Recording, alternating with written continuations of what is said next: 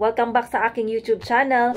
Alam niyo ba na mayroong settings na kailangan nating ma-turn on at ma-turn off sa ating mga Google Chrome para sa ating privacy, safety at security. At para din maiwasan ang pagpa-pop up ng mga ads at malware o virus na unnecessary at dangerous sites na nakastore sa ating mga Google Chrome. Kaya kung gusto nyong malaman kung paano ito gawin, sundan nyo lang ang video na ito. Open lang po natin ang ating mga Google Chrome. Tap 3 dots sa itaas.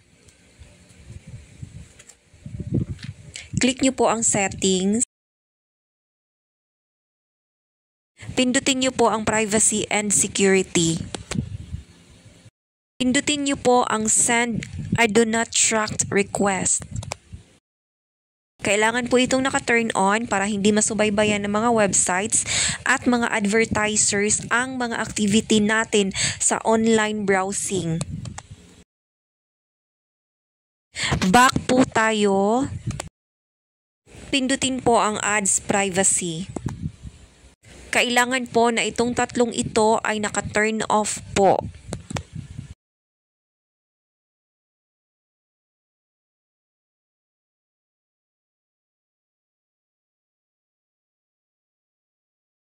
Balik po ulit tayo.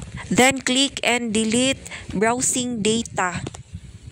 Dito ay kailangan nating i-delete ang data para matanggal ang mga unnecessary websites at dangerous advertisers na nakastored sa ating mga Google Chrome.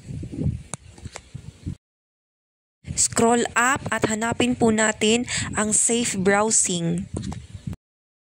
Kailangan nating i-click ang Enhanced Protection para walang virus ang makakapasok sa ating mga Google Chrome. Balik lang po tayo at hanapin po natin ang site settings. Dito po ay kailangang naka-blocked ang pop-ups and redirects at intrusive ads. So, yun lamang po. Sana po ay may natutunan at maraming salamat po sa inyong panonood.